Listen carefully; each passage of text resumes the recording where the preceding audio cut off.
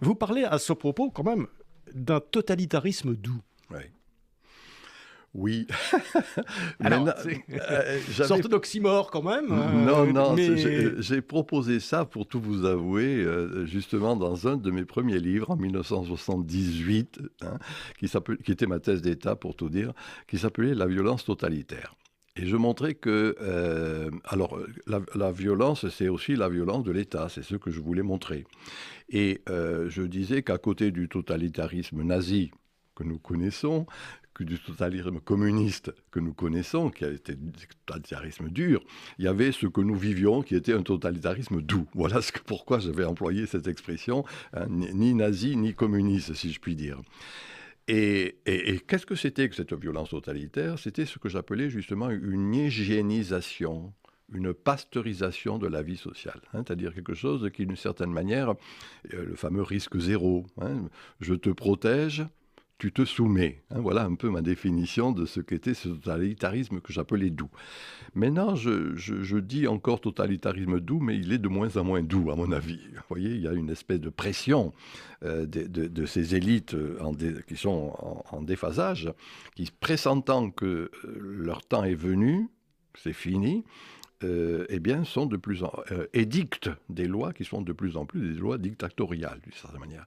J'ai eu un de mes maîtres qui s'appelait Julien Freund, professeur de sociologie à Strasbourg, qui a dirigé et créé l'Institut de polémologie, dont j'ai hérité par après, polémologie, conflit, la guerre, etc. La science de la guerre. Voilà, en gros, c'était ça.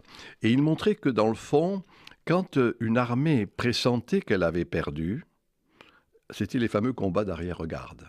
Ils étaient les plus sanglants. Hein, ça saignait, ça tuait. Pour moi, c'est un peu mon hypothèse actuellement. Hein, c'est-à-dire que cette élite en déshérence, soyons clairs, politiques, experts, journalistes, hein, c'est ceux qui ont le pouvoir de dire et de faire. C'est ça les élites, tout simplement. Pressentent que leur temps est fini, et donc il y a un totalitarisme qui est là, pas négligeable actuellement. Hein, Mais Michel Baffesoli, je vais vous porter un petit peu la contradiction, mais est-ce que les élites, et prenons le cas des élites politiques, ont encore les moyens d'être totalitaires? Parce qu'on voit bien que quand Macron essaye de faire une réforme qui n'est pas planétaire, je veux dire, ça ne change pas, bon, on repousse de 2 ans l'âge de la retraite, on voit bien qu'il n'en a quasiment pas les moyens. Donc, est-ce qu'il a les moyens, est-ce que les élites ont encore le moyen, en termes de pouvoir financier aussi, d'imposer un totalitarisme? Bah, ils imposent quand même des lois, apparemment, qui passent, même si ces lois sont en désaccord avec ce qui est attendu par le peuple, par exemple, en la matière. Moi, je ne suis pas très compétent pour parler de cette loi sur la retraite, c'est pas de ma compétence. Non, c'est un exemple. Voilà, mais vous avez raison, c'est pas de ma compétence, moi, je ne peux pas rentrer dans le détail, mais on voit comment, on ne va pas uniquement parler de nos élites françaises, hein, c'est pas que français, vous voyez, pour moi, c'est un processus qui est assez général actuellement. Vous voyez, en vous écoutant tout à l'heure, je pensais à une formule que proposait la démocratie grecque en son temps. Hein. C'est celui qui savait gérer sa maison qui pouvait gérer la maison commune. Hein. C'était ça le polis, hein, la cité. Hein, et il fallait qu'il y ait cette espèce d'accord. Actuellement, on voit bien comment nos élites, en fait, c'est-à-dire politiques en la matière, ne savent pas gérer leur maison. Ce sont des énarques, les technocrates, les bureaucrates de divers ordres, si vous voulez, qui, dans le fond, ne savent pas ce qu'est la vie. Habiter, manger, je dirais, s'habiller, vous voyez, des choses qui sont totalement abstraites.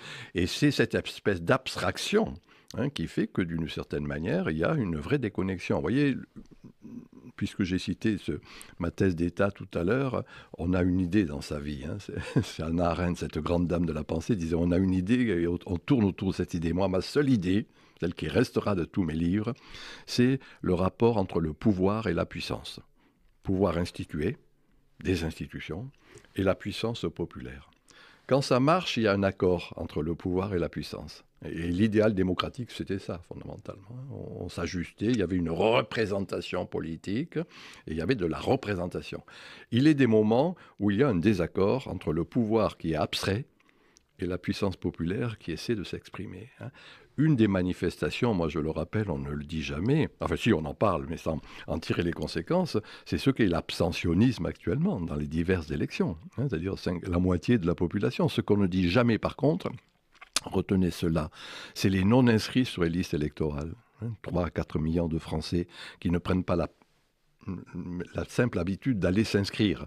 Si on additionne l'abstention, les non-inscrits, les votes blancs et les votes nuls, un élu, quel qu'il soit, président, député, représente 10% de la population. C'est plus la représentation. Vous voyez, ça, pour moi, c'est le signe de la déconnexion, du fait que la politique n'est plus la police, n'est plus la cité, n'est plus la gestion de la cité.